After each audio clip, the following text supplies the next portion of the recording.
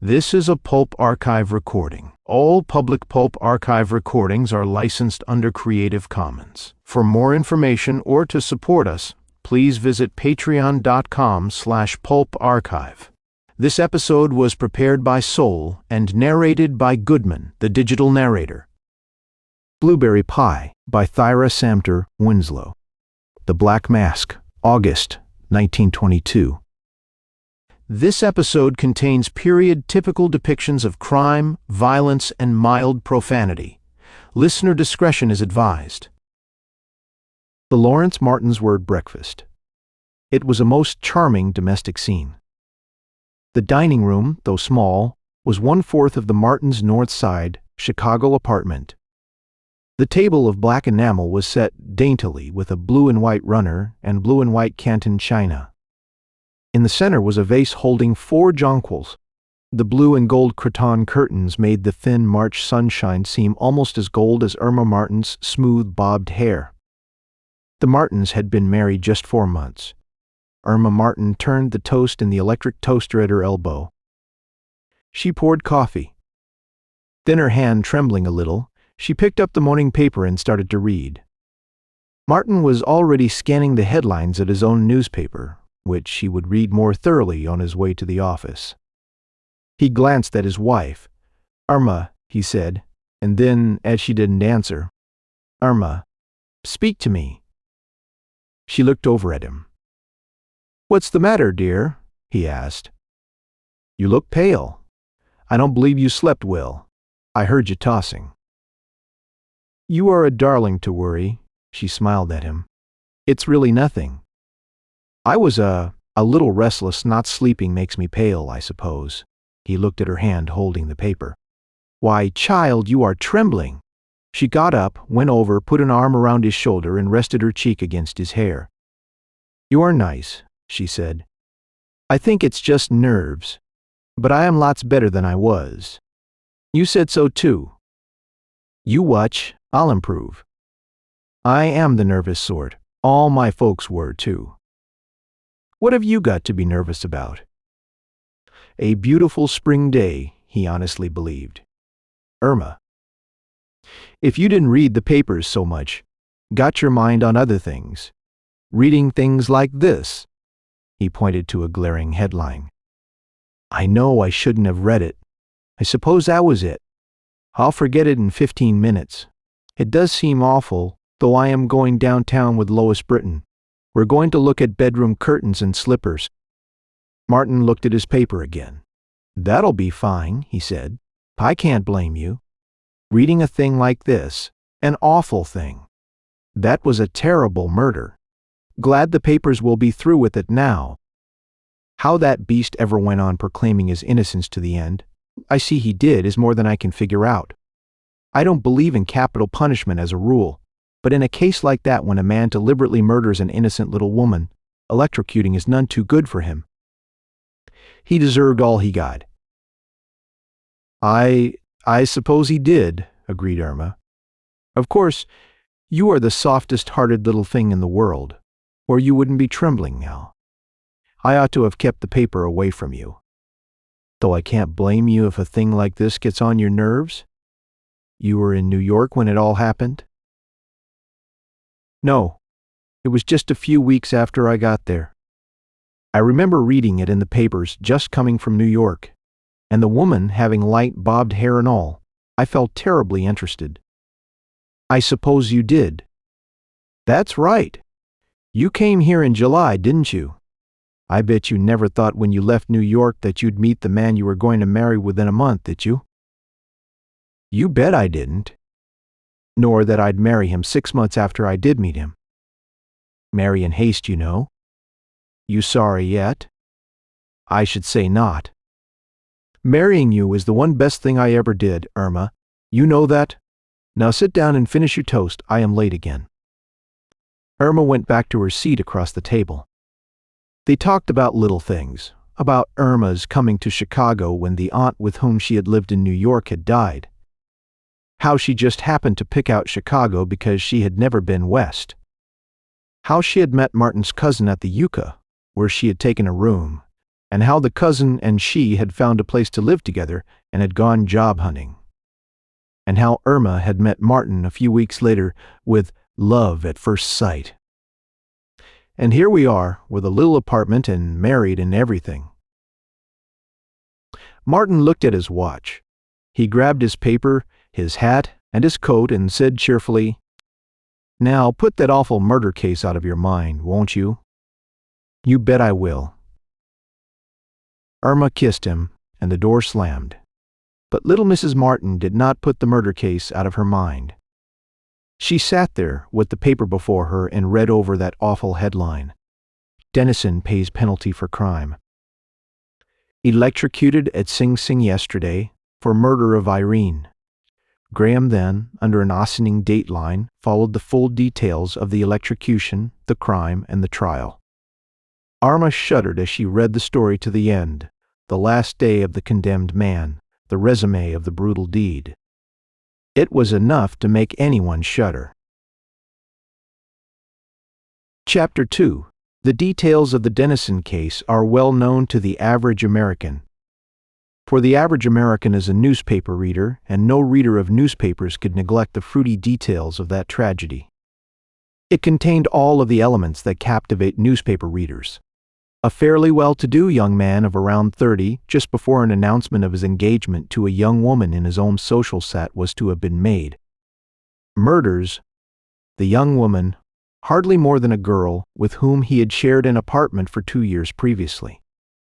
The details, the murder itself, the plan to make the murder look as if a burglar had committed it, the little things which the murderer could not foresee but which proved his guilt, the trial and now the electrocution were all spectacular, fascinating, in a morbid, gruesome way.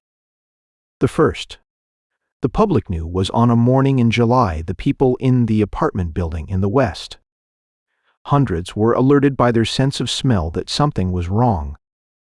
Horribly unpleasant. Right from the start, the janitor and then a plumber visited several apartments and found nothing. The plumber decided. The unpleasant odors came from an apartment on the 3rd floor. This was occupied by a Mr. and Mrs. Stewart Dennison. At least they were supposed to be Mr. and Mrs. Dennison, though the acquaintances of Mrs. Dennison, who was a friendly little soul, knew that no marriage existed, that the girl was really named Irene Graham. Realizing that the irregular relations were but one of the incidents of city living, the neighbors thought none the less of Miss Graham. On the contrary, their own regular lives bored them, and they rather welcomed her.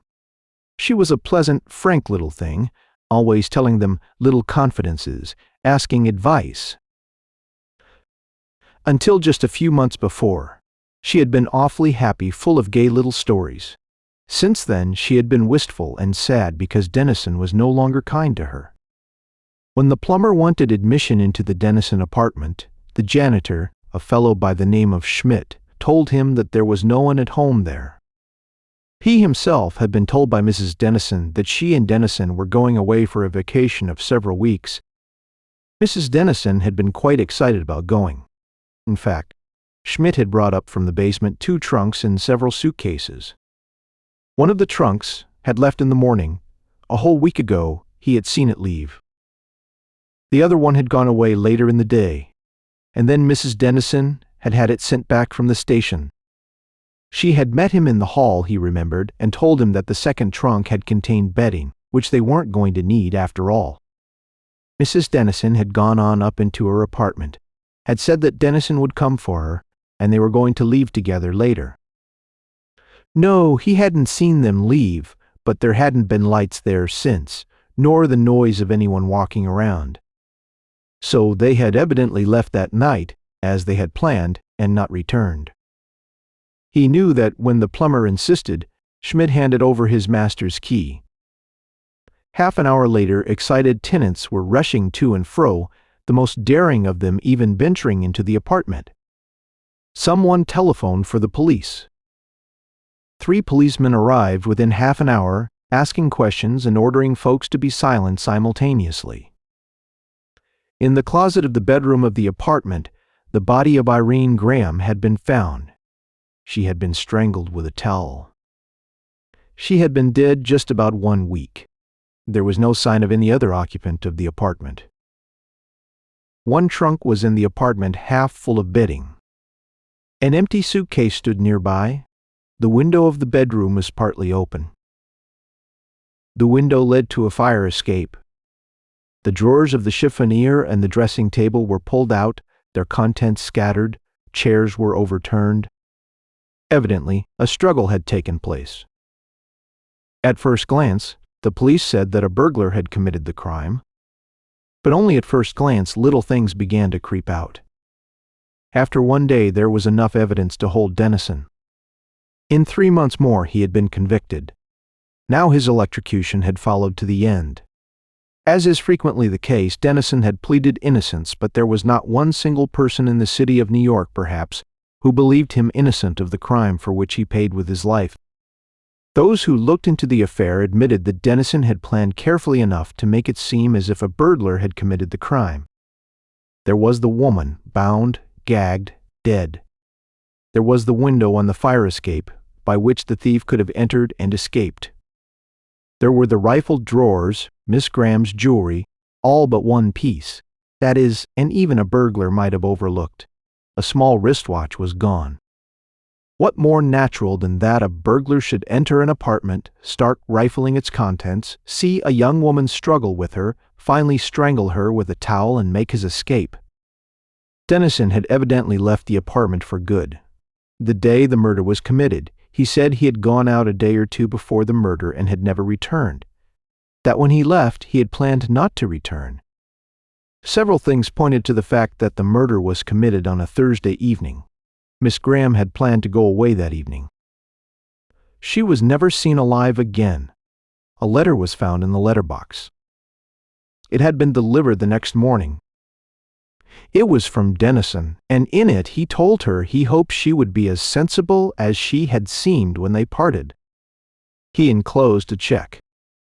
It was a generous check, his lawyers pointed out. It could well afford to be, the district attorney answered, when Dennison knew his victim could never cash it. Just at first the thing did look as if a burglar had done it. Then, Little Thing's neighbors gave proof that helped convict Dennison. Little Mrs. Peterson, who lived across the hall, had been glad to tell her bit. It was the first time Mrs. Peterson had ever gotten into the limelight, and she rather gloried in it. She was a slender woman with a thin nose and rather beady eyes. Mrs. Peterson had been a friend of Mrs. Dennison, Miss Graham, that is. She had always liked her, had known her for 2 years. The Dennison, well, the two of them, had been awfully happy for a long time, happier than most married couples. Then, a few months before, things had changed. She had found Miss Graham crying. Finally, Miss Graham admitted that Dennison was no longer kind to her. He was cruel, awfully cruel. He threatened to leave her. He said he was in love with another woman. Miss Graham had done all she could, cooked the things he liked best. She was a good cook, a nice little woman, quiet, well-bred, pretty, too, with short, light bobbed hair. Mrs. Peterson would never forget how she looked when she saw her there, dead, her blonde bobbed hair, her poor stained fingers, her little stained apron. Yes, the quarreling had gone on, got worse all the time.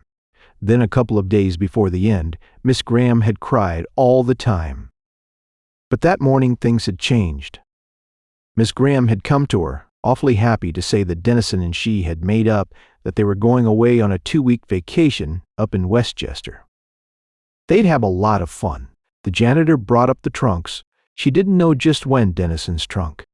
And Miss Graham's, of course, the very one in the apartment. Miss Graham and she had gone down at the same time to answer the postman's ring. And later, Miss Graham had called her in as she packed, and she had stood and watched her. Miss Graham had packed blankets for use in the cottage. Miss Graham had told about using a cottage belonging to a member of Dennison's firm. The other trunk was packed. Then it left early Thursday morning. Miss Graham had gone out into the hall with the boy, and coming back had said she had told him to come later for the other trunk. Later Mrs. Peterson remembered the square trunk had gone, though she had seen it come back too. Miss Graham had opened the door for it, and she had spoken to her again.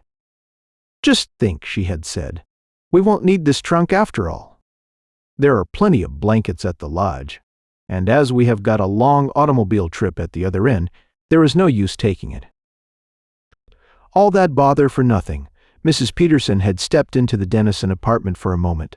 Miss Graham had been, yes, she had been baking blueberry pie. The pie was just finished. Miss Graham had said that blueberry pies were Dennison's favorite dish. Miss Graham didn't care much for it herself. Dennison wouldn't have a homemade one for a couple of weeks, and blueberries might be gone by the time they got back, so Miss Graham was making one for his dinner. She didn't want to cut it now, but she'd bring Mrs. Peterson over a piece later. Miss Graham had worn that little gingham house dress with the blue apron over it, the clothes she had been found dead in, and her fingers even then had been stained with the berries from the blueberry pie. Mrs. Peterson never saw Miss Graham again. Never, that is, while she was alive. She had looked at the body to identify it, if identification were needed. She had seen the bobbed blonde hair, the little berry-stained apron, the terrible berry-stained fingers. After a whole week, she had seen the pie again too, there on the kitchen table with its one piece missing. Mrs. Peterson's evidence was important. But there were other things. The watch for one, another neighbor, a Mrs. Grant, had told eagerly about the watch. She too had seen Miss Graham that very Thursday that afternoon. She too had heard about the promised vacation. Miss Graham was coming in, and in the lower hall they had stopped and talked. Miss Graham's arms were full of bundles. "I am going to bake a pie," she had said. Miss Graham had asked the time, and mentioned that Mr. Dennison was having her watch repaired, would bring it home that night. She was lost without it. Miss Graham usually wore a small wristwatch. Yes, Mrs. Grant had seen it frequently. Yes, the one they found on the dressing table. Miss Graham had glanced at her bare wrist instinctively. Mrs. Grant remembered she had said how she would have hated to be away 2 weeks without a watch. Mrs. Grant hadn't seen Miss Graham again, but she had seen the watch again there on the dressing table, and later in the courtroom. Yes, she had glanced at the body with its tumbled light short hair, its familiar little apron. A terrible thing. You can't tell what your neighbors will do these days. Dennison had seemed like such a nice fellow. Another neighbor testified, a fellow named Felix, who lived on the floor above. The evening that the police decided the murder had been committed Thursday. He had been coming upstairs to dinner about 5:30. He had left the office early, when he had heard furniture falling, heard a woman scream. Her screams did not sound as if they were those of a woman being attacked by a stranger. On the contrary, he had heard distinctly, "Oh God, what are you doing, Stuart?" And then, "Oh Stuart, oh God." He had told his wife that when he got upstairs, they had decided it was a family quarrel, not serious enough for a stranger to interfere. They had talked about the Dennisons, what a nice little thing she was, how she had been crying lately. Yes, he had seen the body. Mere curiosity, of course, a gruesome sight. Of course, he had recognized it. He'd have known that bobbed hair any place, of course. The state the body was in, he hadn't looked long, but that was the least, identifying the body. Poor little girl, it just shows the wages of sin. The evidence hedged Dennison in closer and closer. If it hadn't been for Margaret Harrington, though he might have pulled out somehow. Margaret Harrington had been engaged to be married to Stuart Dennison. She was ready to announce the engagement. She had expected him to call on her that Thursday evening. He was to come about 6, and they were going out to dinner. Dennison arrived a little late, and she had noticed immediately something odd about his actions. One thing especially, his mouth and teeth were stained blue, as if from blueberries. She had teased him about it. He had seemed nervous, and instead of laughing it off, hadn't even admitted eating pie, but had quickly changed the subject. The evening had passed as they had planned. She had seen Dennison several times during the week that followed. He had seemed about as usual, but nervous too then. A week later, when Dennison was arrested, when she had read that on the kitchen table of his apartment had been found a blueberry pie with a piece cut out of it and the slice missing, she had felt that to her had been given the last link in the chain of evidence. So she had gone to the district attorney with her knowledge. She had given up Dennison, of course, as soon as she heard of the murder. It was not only on account of the murder that she had given him up, it was on account of the whole ugly affair. He had never told her about Miss Graham. About another woman she might have forgiven him in the beginning if he had confessed. But to have kept on with the other woman while he was calling on her, making her think he cared only for her, that seemed quite as bad as the tragedy itself. So she had felt that she must not shield her former sweetheart. Her own conscience demanded that she tell what she knew about the pie. Chapter 3. No one was surprised at the jury's decision at the judge's sentence when the trial took place. Smug citizens shook their heads with satisfaction. Young girls about to err shuddered and chose less easy paths. It worked out quite well. Morally, there was a crime, a motive apprehension of the criminal punishment. What did it matter that Stuart Dennison repeated over and over again the same story? He told it to the district attorney. He told it to his own lawyers. He told it to reporters. He seemed dazed almost at the lack of response his story received. All he could do was to go over and over his version of the affair. Stuart Dennison's story was, to say the least, amazing. That he couldn't prove anything seemed the least amazing part of it. Dennison maintained that he hadn't been near the apartment the day of the murder. He couldn't offer an alibi. For every moment of his time he had been in and out of his office and his club. But he was always going in and out. He had occupied his room at his club, but then he had always kept a room there and used it more or less. Most of the club members had been away. Those who had been at the club could not testify when they had seen him. His story was simple, too simple even for those who wanted to sympathize with him. He hadn't been near the apartment, that was all. The watch? Yes, he had given it to Miss Graham on a previous Christmas. To his knowledge, it had never been broken or mended. How could he prove that? He couldn't. He maintained that he had left the apartment the evening before, that Miss Graham definitely knew that he was not going to return. He had packed his trunk before he had gone, had sent for it. It had been taken to his club, as he said. Vacation trip. He knew of no vacation trip, had planned none. He couldn't understand Miss Graham saying anything about that. The second trunk, the same thing. The little woman with the blonde bobbed hair, the one person who could have proved him wrong or right, was buried long before the trial began. Dennison did explain about the blueberry pie. In a way, a peculiarly ineffective way, everyone thought. On the way to Miss Harrington's, he had passed, he said, a small pastry shop in the window. He had seen some blueberry pie. It was near dinner time, he knew that, but he was fond of blueberry pie. He had gone into the pastry shop, eaten a small piece of pie. Later, when Miss Harrington had asked him, he had been embarrassed, had denied eating the pie he hadn't remembered. He explained that his teeth and lips would look blue. At the pastry shop, no one remembered him, nor the pie. One waitress had gone. No one knew her name. No one else knew anything about it. So many people came in to eat pie. The pie in the apartment, he had never seen that. Of course, a burglar must have come in. The cold-blooded fact that just before or after he had killed the woman who had been everything to him for 2 years, he had eaten a piece of pie that she had baked, as a surprise for him, turned people against Dennison more than any other one fact of the tragedy. That much is certain. It was a clear case, as the district attorney sketched it. The two, Dennison and Miss Graham, had lived together.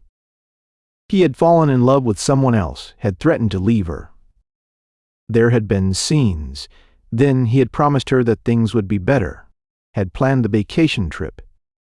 To prove it, he had packed his trunk, had gone away. Miss Graham, all eager for his return, had packed the big trunk, sent it away, had probably telephoned him, found out the trunk was not needed, got a wagon to call for it and bring it back, then had returned and had baked the blueberry pie. Coming in about 5. On Thursday, Dennison had found her waiting. They had quarreled. He had murdered her, perhaps without meaning to do so. The deed done, he had tried to get out of it, had disarranged things, tumbled the dressing table drawers on the floor and bed, opened the window, taken the simple jewelry. Sometime during the hours he spent there, he had taken the watch out of his pocket, then had forgotten to steal it.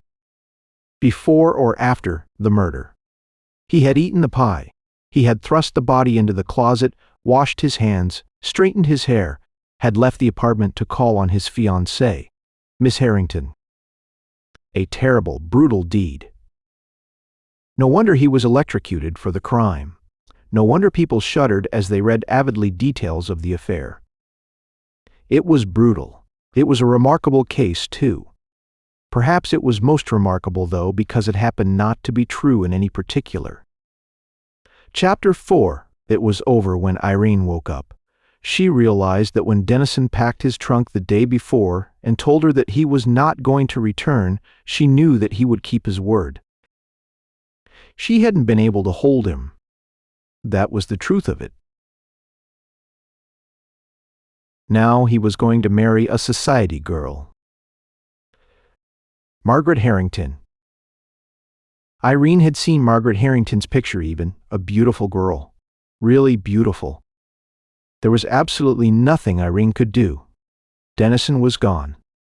"Buck up, be a good sport," Dennison had said. "And you have known for a long time this couldn't go on." Things like that. She had been a good sport. That is, she had tried to laugh, tried to pretend that it didn't matter. It did matter. It meant more than anything else in the world, not that the thing was unexpected from the first. From 2 years ago, when she had started and come to Dennison's apartment, she had known that the arrangement couldn't last. But she had hoped, prayed that it would. She had even thought lots of times that maybe Dennison would marry her, that they could settle down without this everlasting subterfuge and this constant explanation. Have a home, really. Now Dennison was gone, was going to marry someone else. She really loved Dennison, had loved him, that is, why she had loved him from the first time she had ever seen him at McNally's. She wondered how he had ever happened to notice her. He had never been in a department store since, as far as she knew. He had come in that day to match a bit of silk for the headdress of a Persian costume for a charity play. And she had waited on him. She had liked him, had gladly broken a rule when he asked her, and had given him her address. The address of that lonely little room in that cheap rooming house on Lexington Avenue. He had come to see her then. The 6 months that followed had been the happiest she had ever known. She had been in New York for over a year, ever since her aunt died in Ferrisville, and nothing had happened to her. Nothing, that is, but long hours of work or longer and wearier hours of searching for work. The men she had met had been stupid, impossible creatures, mostly friends or brothers of the girls who worked next to her. Then she had met Dennison, and he had altered everything. She remembered now those first 6 months. She had known him. He used to call for her in his neat little car after work. The last half hour in the store she would spend surreptitiously arranging her hair, powdering her face, applying her lipstick, though she didn't make up a great deal those days. At 21, one doesn't need artifices. Then they'd go to funny little restaurants Dennison knew about. Italian places where you'd get awfully good things. Little French places, a Swiss restaurant uptown. Sometimes Dennison would take her home. Then, if you can call a rooming house home, sometimes they'd go to the theater. Then Dennison had an accident with the car and sold it. After a few weeks there would creep into his talk the desire to be with her when no one was around, his want to have her to himself. "How can I talk to you?" he'd say. "In a movie theater or in restaurants or parks? Am I never to have a minute of you to myself?" It seemed not. Then he suggested his apartment. Until then, it seemed. Dennison had shared an apartment with another chap. Now the other man had left New York. You'd feel more at home up there, Dennison had told her. He'd beg her to come up, fix him a cup of tea, be comfortable where he could hold her hand if he felt like it.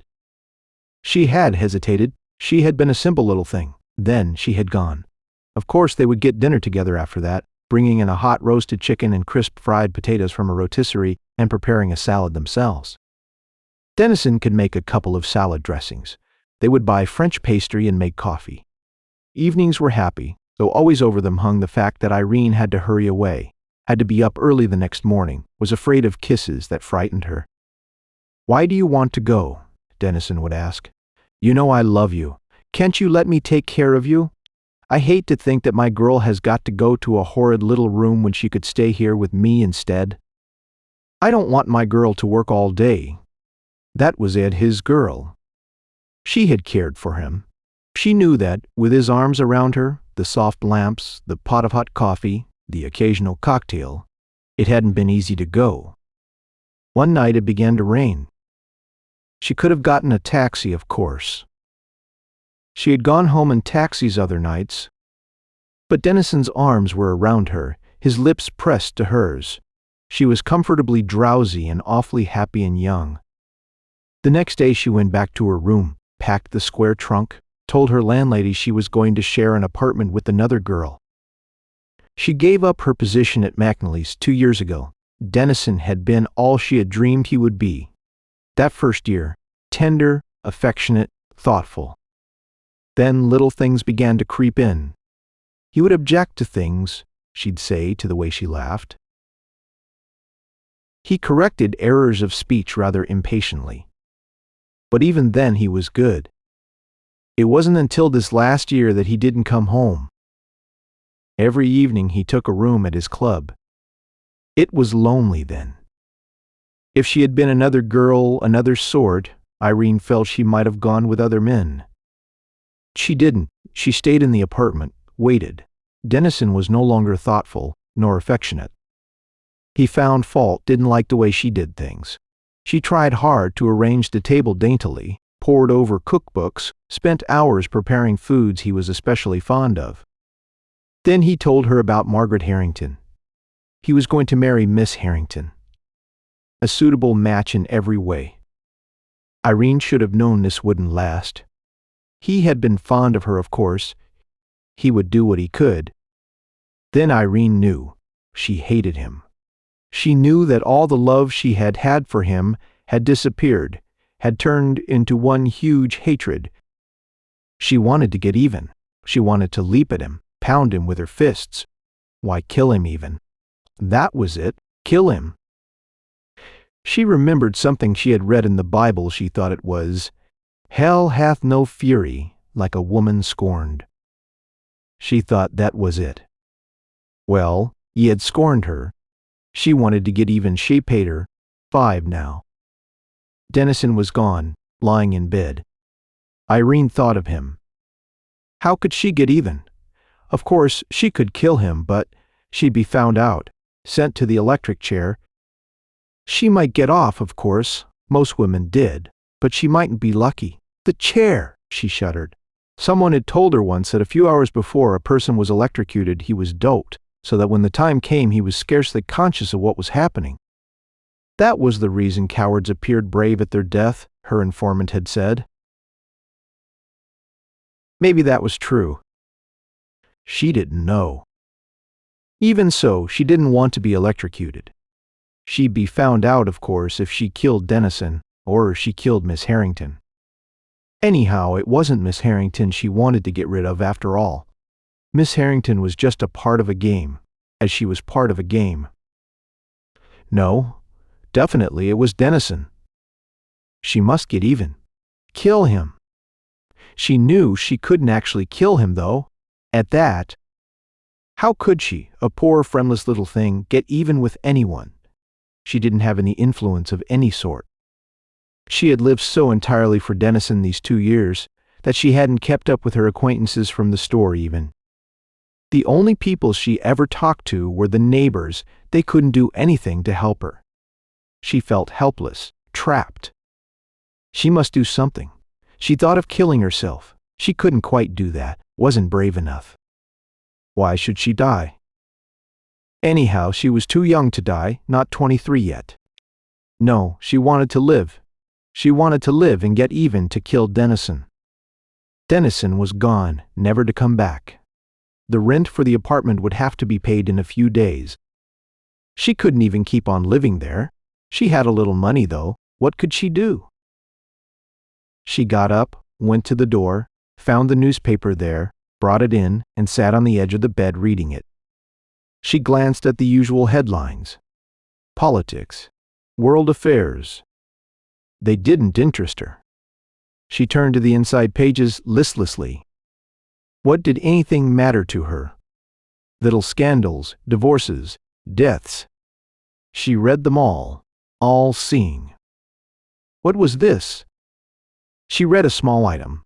Woman takes gas, Miss Grace Trummer, about 25 years old, a pretty little blonde seamstress, committed suicide at a rooming house in street last night by inhaling gas. Miss Trummer left no reason for the deed, and, as far as is known, she had no relatives. Irene dropped the paper on the bed. That was a way out guess. She could do that, could end things that way. What if she did? That wouldn't hurt Dennison. He'd be glad she was out of the way, really. If she could be found dead. If Dennison could be blamed, that would be something. He would be electrocuted for her murder, of course. That would be clever in her mind now. She went over the whole thing. How she could kill herself, and leave little evidences about, so that it would look as if Dennison had killed her. She'd have to be careful, of course. Why, of course she would have to make it look as if Dennison had planned to make it look like suicide or burglary. Burglary would be best. Dennison would die. She laughed almost wildly over that. She dressed and laughed all the while. She felt sort of funny. Was she mad? She didn't think she was. Of course not. Yes, that's the way she'd do things. But then she would be dead. She didn't want to be dead. She wouldn't know about Dennison. She had to know. No, that wouldn't do either. She wanted to live. She was too young to die. She must get even with Dennison. That woman who had died, a blonde woman too nearly her age. She wondered about her. Then the thought came to Irene. It came to her suddenly. It enveloped her, left her weak, dizzy. Could she get that body? If that body could be found here instead of hers. The woman had no relatives. Surely that would be easy enough. She would try. That was it. She could do her best. It was the only way. A way to get even. Her heart started to sing in a wild way. A way it hadn't sung for a year. More than that. If she could fix things so that it would look as if Dennison, she thought it over. If things went right. If not, well, she'd have to take some chances. Anyhow. A ring at the doorbell. She trembled. The mailman? She went downstairs, a plan already formulated in her mind. She met Mrs. Peterson in the hall, started right in on the plans, talked with her. The vacation. A holiday with Dennison. She telephoned Schmidt to bring her trunk up. He brought it, and the bags up almost immediately. She talked with him, eagerly, nervously. Another ring at the bell. It was the man for Dennison's trunk. She trembled as the man took it out, Mrs. Peterson. Again, Dennison's trunk gone. She finished dressing, went out the clipping about the woman's suicide in her purse. Mrs. Peterson's door was still open. That prying little woman. She'd keep on talking, prepare her in case things went all right. Chapter 6, she hurried out of the apartment building, took a subway train, went to the address mentioned in the news story.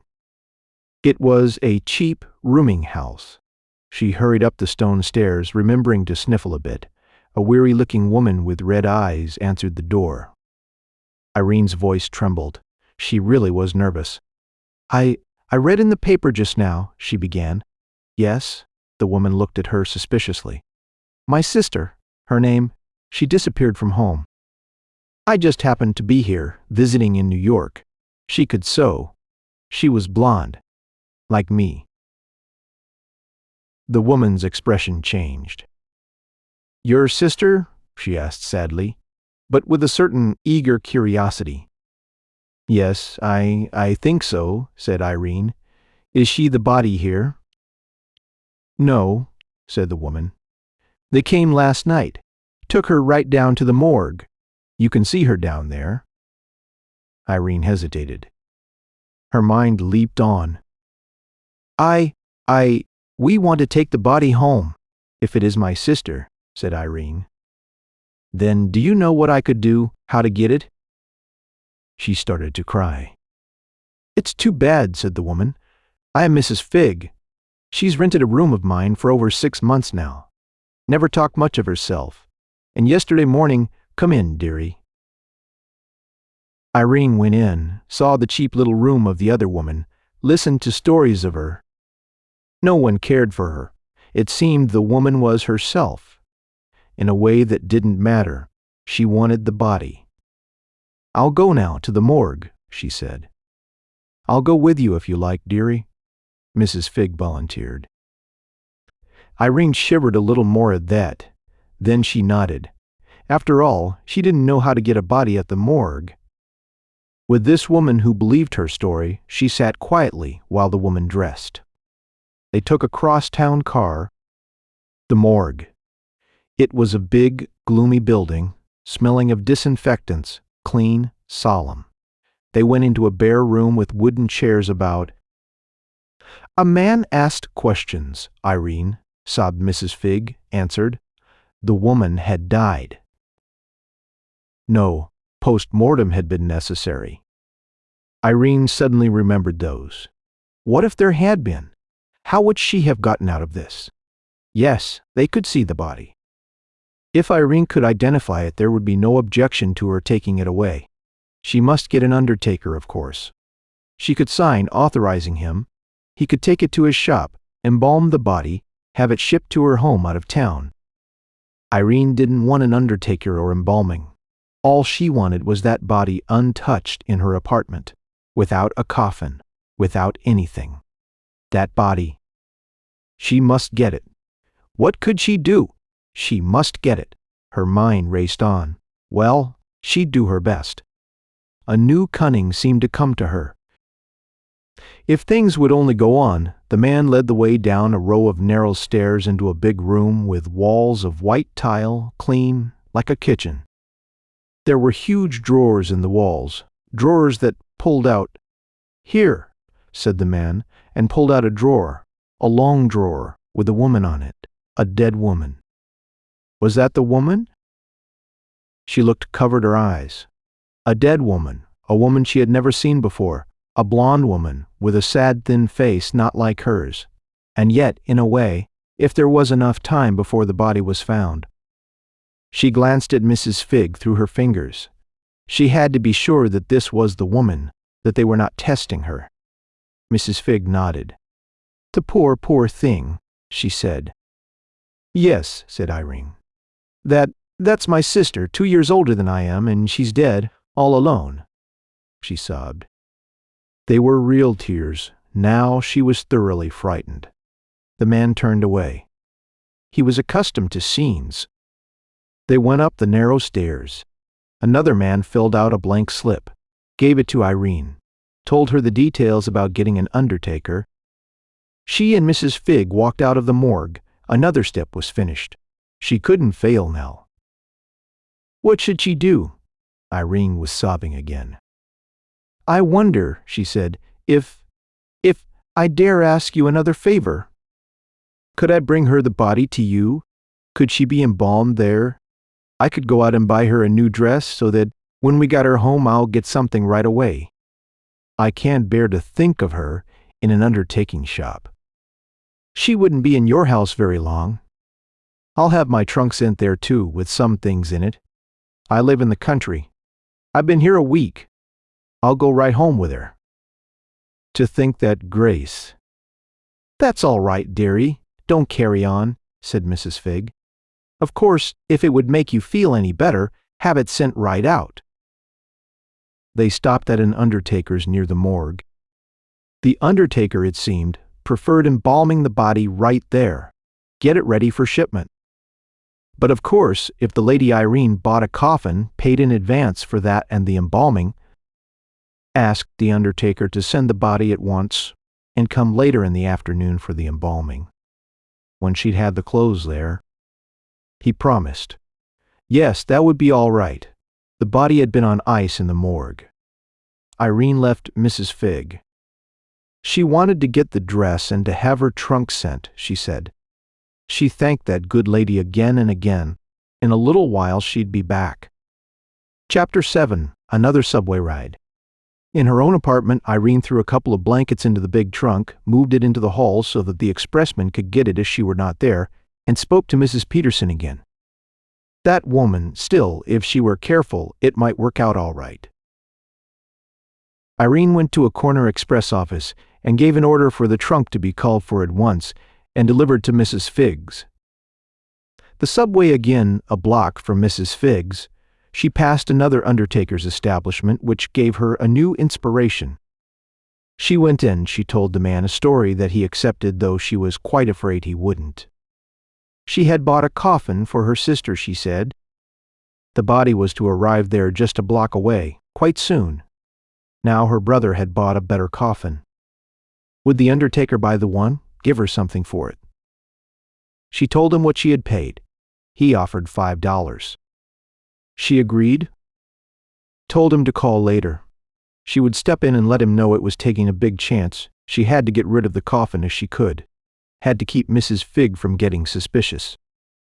Well, she was trusting to luck. Anyway, one thing more or less at Mrs. Figg's again. Neither the body nor the trunk had come. Irene sat there in that poor room, her handkerchief over her eyes. The trunk came first. It was put into the room.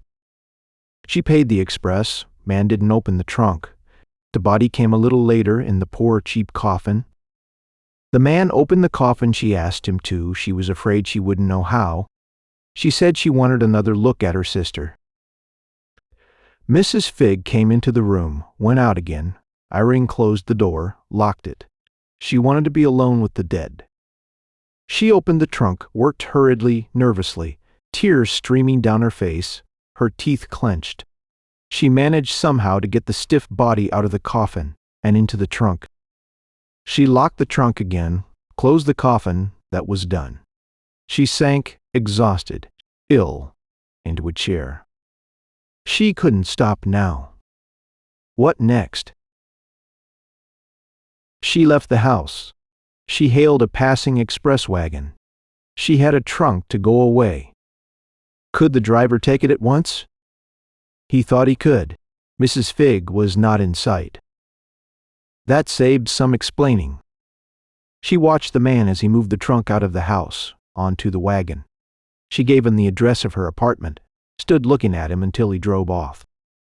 Irene stopped at the undertaker's again, the one on the corner. She told him to get the coffin now, at once.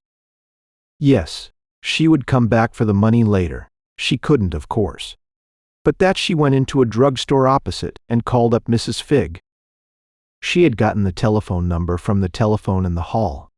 I am sending for the body after all, she explained. The man is on the way. I couldn't stand to have things done there. After all, I'll write a note. Thank you. She hung up the receiver dizzily. That was done. If the undertaker could only get the empty coffin out without Mrs. Figg suspecting, connecting things. Mrs. Figg might wonder even so. She'd never do anything if the coffin was taken away. Well, there was nothing she could do about it. She took a taxicab this time. She was too weak for the subway. She sat there on the edge of the seat, her fingers clenched. She stopped the taxi on the corner. Got out. She had left her watch at home. She wondered about the time. The wagon would be slow. He had 2 other trunks to deliver. She knew she must do something to kill time until the trunk came, until dark even. What could she do? Why, she'd bake a pie. Of course, she stopped in at the grocer's. She saw some blueberries, bought some of them. A blueberry pie, Dennison's favorite pie. Why not? It would look so domestic. With the bundles in her arm, she came into the apartment building. She met Mrs. Grant and talked with her. She thought of the watch. Put that in. That was a good bit. She put on her house dress and an apron. She got to work with the pie. It was comforting working in the dough. The pie was finished in the oven when the body came. When it was safely in the apartment, she sat down trembling. It had worked out. She had the body here now. If only things kept on, Mrs. Peterson in the hall. She showed her the pie, promised her a piece later. What a fool. Schmidt, the janitor, passed. She talked to him too. She was alone in the apartment with the trunk. Irene was afraid of corpses. She had never touched one except a few minutes ago. She opened the trunk. She had to stop. Start again. She was quite ill, but before she was through, the strange woman had clipped blonde hair instead of her former long tresses and was dressed in Irene's own clothes. That was done. She shivered. Was she going to be caught? She prayed to her God, a God she had rather neglected during the past years. Her prayers were sincere enough. Why couldn't she get away with it, Dennison? Dennison would get what was coming to him, if things went right. That was over. She could get ready now. Irene started to change her clothes. She looked at her fingers and her apron stained with blueberries. Yes, it had to be done. She dressed the corpse in her own house dress, her own berry-stained apron. Then, her fingers wet with berry juice, she stained the fingers of the dead woman. Now she covered the face, knotted a towel around the throat, and thrust the body into the closet of her bedroom. She heard a noise in the hall. She sat in a chair, shuddered, for half an hour before she dared move or wash her hands. She washed them thoroughly. Then she was afraid you caught things from dead people. Irene cooled herself under a shower, made rather a careful toilet. It was after 5 o'clock. There was something else to do now. She heard someone in the hall.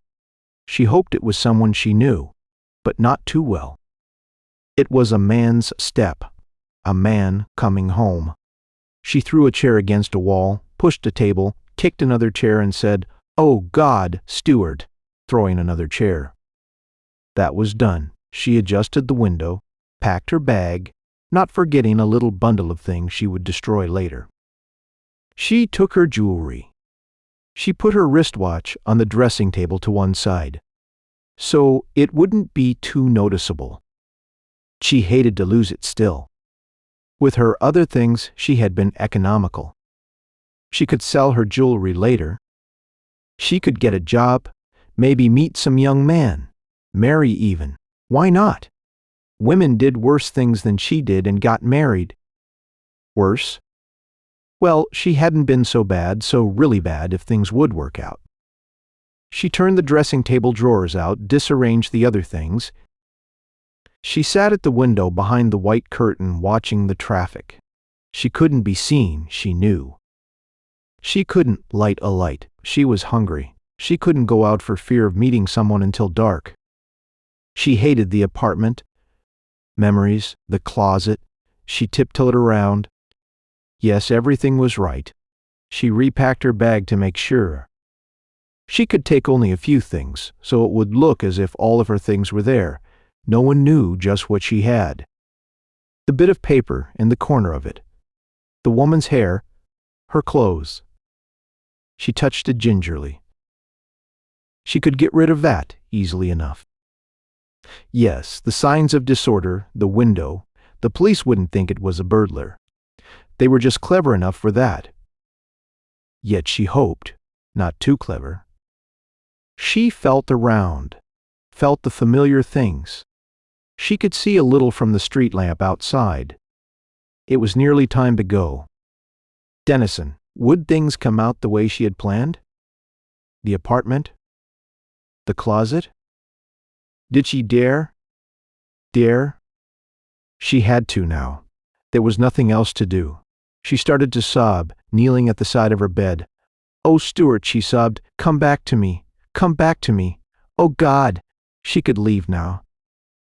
She could get a ticket, go on to Chicago. That would be best. She didn't know anyone in Chicago. It was surprising how few people she knew anywhere.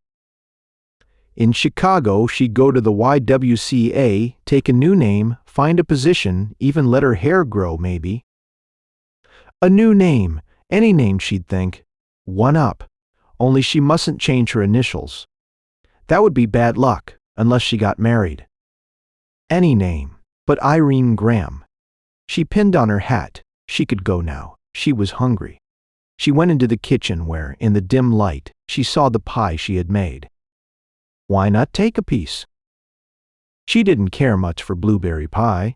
She wondered now why she had bothered, how she had had the nerve to make it.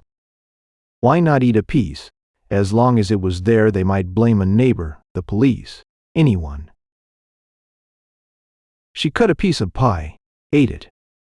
It was good pie, too good for what it was made for. To think of all the pies she had made during the 2 years. For Dennison. Stuart, she had loathed him, really, had. Well, he'd get what was coming to him. She'd forget it all these 2 years.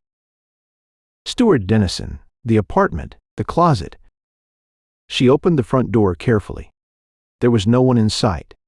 She closed the door after her quietly, and, suitcase in hand, went out to catch her train. Chapter 8. The newspaper dropped from Irma Martin's fingers. So, it was over. Really over. Dennison was dead. He had paid for his crime with his life, as the newspapers had said. Mrs. Martin shuddered. She must get over being so nervous. She knew that. She stood up, began to gather together the blue and white breakfast dishes. Funny, she laughed a bit mirthlessly to herself. Funny that she had happened to eat that piece of blueberry pie. End of Blueberry Pie by Thyra Samter Winslow. Thank you so much for hanging out today. My name is Saul, and this is the Pulp Archive. Now, if you had fun, I'd appreciate it if you could like, subscribe, comment, and share. That stuff really helps. And like most stories we cover here, today's was recommended by you. So, if there's a story you'd like to see, send us an email at pulparchivelibrary@gmail.com. We'd love to cover it. If you'd like to support the podcast and keep us going, consider subscribing to our Apple channel or becoming a member on Patreon. Just visit patreon.com/pulparchive. For as little as $5 a month, you'll get access to all our podcasts and private explicit episodes that wouldn't be allowed publicly. We feature almost every genre of pulp fiction: horror, detective, western, and even sports. Special thanks to our patrons who make the podcast possible and make every episode of the Pulp Archive happen. Every episode is dedicated to our Patreon members. I truly could not do this without you.